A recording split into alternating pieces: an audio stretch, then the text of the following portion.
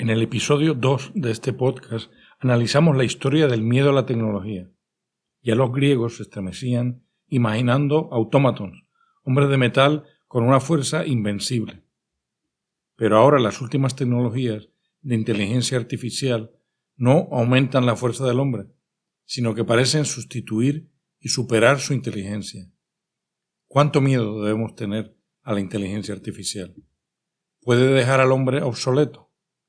Hemos dado un paso del que nos vamos a arrepentir grandemente en un futuro no muy lejano. No se vayan porque estamos buscando respuestas. Buscando respuestas, el podcast donde Bobby López explora las preguntas que la filosofía cotidiana nos propone.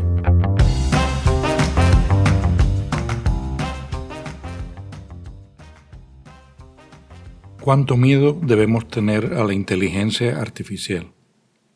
Para responder esto, primero debemos dejar claro cuánto miedo debemos tener a la tecnología en general.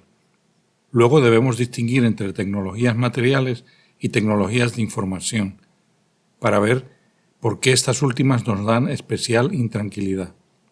Al final, tendremos que responder qué es lo propio del hombre, para ver si la tecnología nos va a reemplazar o dejar obsoletos. Lo primero entonces que tenemos que entender es por qué la tecnología en general nos produce miedo. Tecnología es cualquier aumento artificial y externo en la capacidad del hombre. Es cualquier artificio que aumente nuestro poder. Las herramientas son tecnologías, como también lo son las armas. Y con esto entendemos por qué la tecnología nos despierta a la vez miedo y deseo, ganas de tenerla cerca y ganas de tenerla lejos, porque la tecnología es un aumento de poder del hombre, y el hombre a veces se porta bien y a veces se porta mal, por lo cual el aumentar su poder es bueno y malo. De hecho, la tecnología, por ser una construcción artificial, apenas está sujeta a los mecanismos de control y balance que tiene la naturaleza sobre el poder de las criaturas. Y con la tecnología, el humano es capaz de infligir daños completamente desproporcionados a su poder natural. Pensemos, por ejemplo, en el poder de una bomba atómica. Hasta el siglo XIX, la mayoría de las tecnologías eran materiales, es decir, herramientas que aumentan el poder físico del hombre, de levantar, de cavar, de lanzar. A partir del siglo XIX empezaron a desarrollarse las tecnologías de información, que son herramientas que aumentan la capacidad del hombre de procesar información. Por ejemplo, la capacidad de comunicarse, de enterarse o de tomar decisiones informadas. Se habían desarrollado antes tecnologías de la información, como la escritura, el papel y la imprenta, pero fue en el siglo XIX que se inventó la radio y el teléfono y en el siglo XX las computadoras. En estos años todo se veía positivo. De hecho, se llegó a creer que finalmente las computadoras nos podrían liberar de todos nuestros males, la ignorancia e incluso el dolor. Pero cuando a finales del siglo XX se inventó el Internet y a comienzos del XXI se inventaron las redes sociales y los teléfonos celulares, el poder de la tecnología, que es el poder del hombre, se hizo tan grande que el miedo empezó a desplazar al entusiasmo. La tecnofobia empezó a desplazar a la tecnofilia.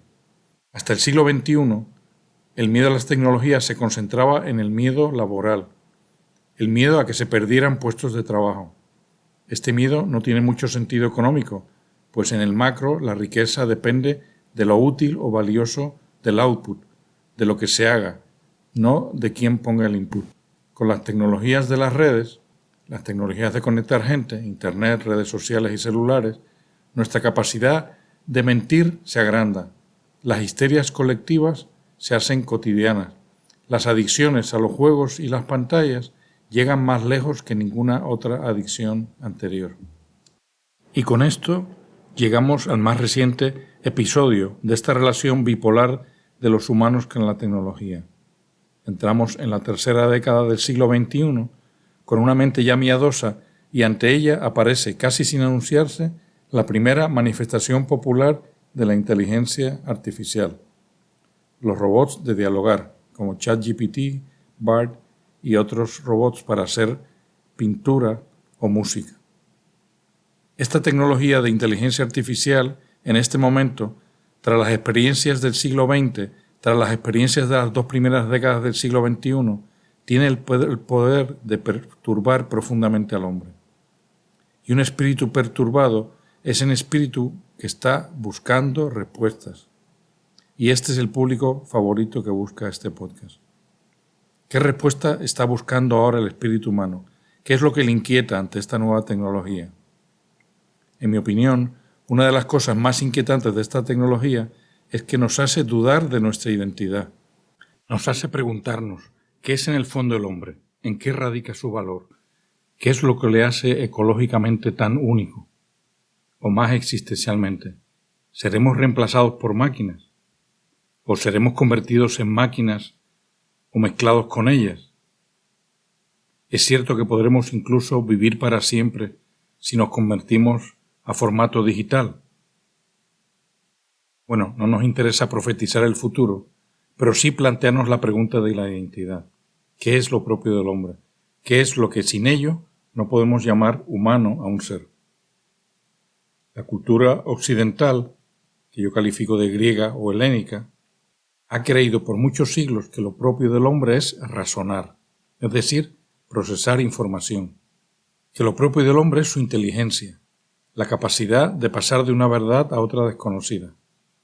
Aristóteles, en su metafísica, define al hombre como animal racional. En Occidente, sobre todo desde el surgimiento en el siglo XVII de la ciencia, que es una hiperracionalidad, estamos convencidos que razonar, pensar, elucubrar, analizar, es lo que nos hace humanos. Y la cosa se puso peor a mediados del siglo XVIII, cuando hubo el único intento más o menos serio de combatir el racionalismo. Me refiero al romanticismo, entre mediados del siglo XVIII y XIX. Este movimiento murió con apenas un siglo de vida por la fiebre política en Europa tras las revoluciones de 1848, pero el romanticismo dejó en nuestra cultura la intuición de que hay algo divino, o al menos sobrehumano, en la capacidad de provocar las emociones que produce la belleza, sobre todo las del arte y la naturaleza.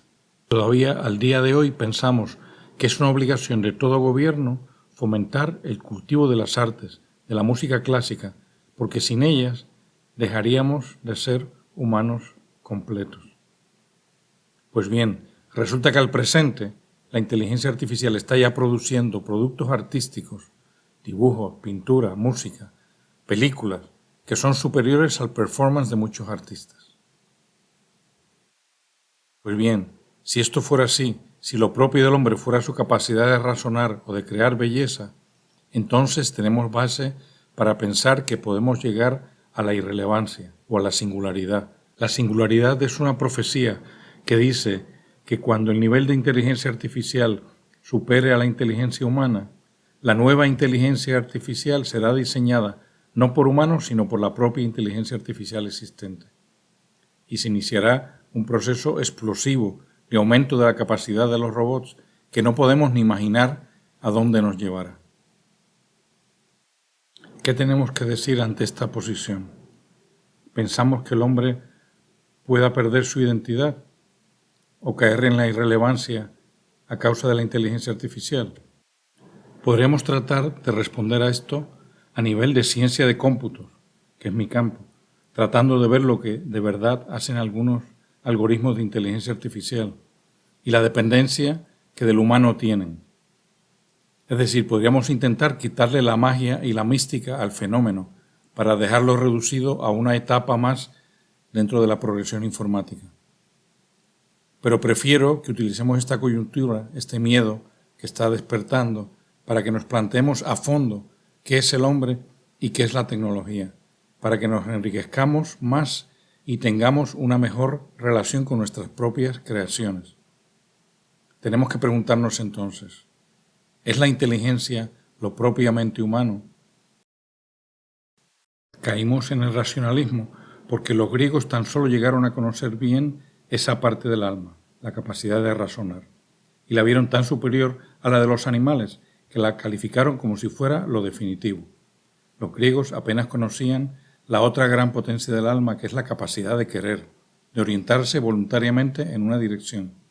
Desconocían la voluntad, que la veían más como un instinto, como el deseo, y por lo tanto no tenían una visión muy completa del hombre. Fue el cristianismo el que descubrió la capacidad de amar como algo sublime en el hombre al aprenderlo del comportamiento de Dios.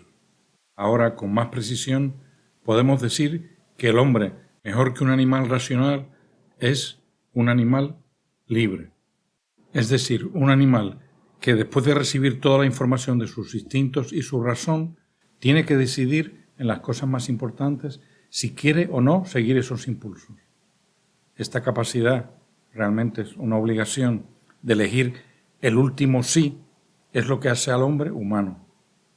En este bit de información, no byte, sino bit, un 0, un 1, es que reside lo que llamamos el espíritu humano. Tiene, como se ve, un footprint material muy pequeño, pero en esa microscópica separación entre el estímulo y la respuesta es lo que radica la identidad del hombre. Definiendo en este caso identidad como la que hace que tú seas tú y no otro, que el hombre sea humano y no exclusivamente animal. Por lo tanto, nuestro miedo a la inteligencia artificial no es, como en otras tecnologías, el miedo al daño que pueda hacer su mal uso. El miedo es causado porque nos hace sentirnos desechables. Pero este miedo, por estar basado en premisas falsas, no debe inquietarnos. El episodio 11 de este podcast, que dura solo 1 minuto y se titula «Quisiera ser animal pero no puedo», resume en definitiva lo que es el honor, pero a la vez la gran carga del humano, que él tiene que decidir su propio destino y que no hay nada que pueda liberarle de esta responsabilidad si quisiera volver a ser un simple animal. No hay en el ambiente fuerza o tecnología capaz de sacar al hombre de este predicamento, o mejor dicho, solo hay una, el hombre mismo. En conclusión, estudiando la raíz de nuestros miedos a la inteligencia artificial, hemos descubierto un flaw más grande aún, que no sabemos en qué consiste ser hombre.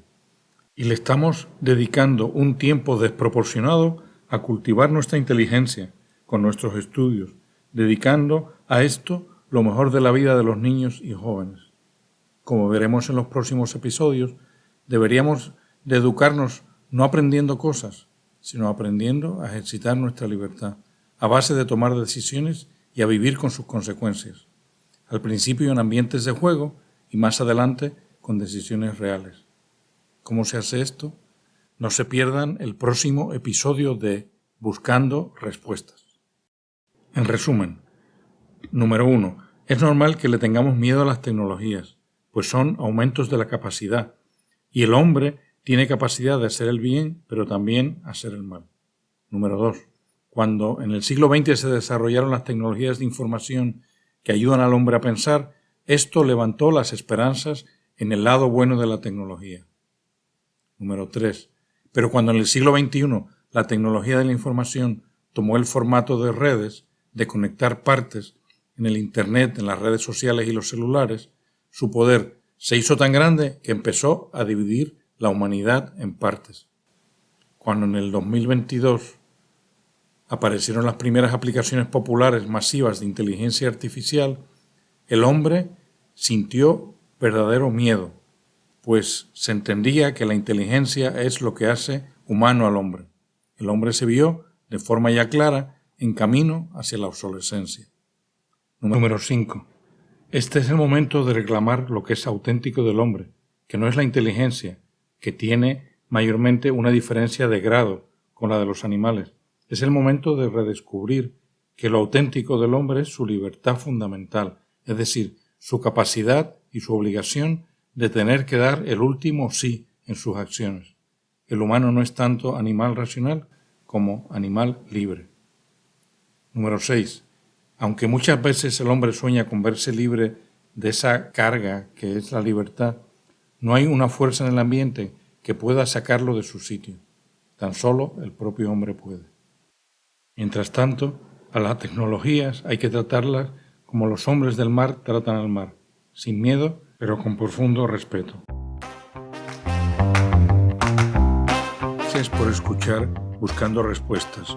Si quieren comunicarse conmigo, pueden escribir a este email: bobby@buscando_respuestas.com.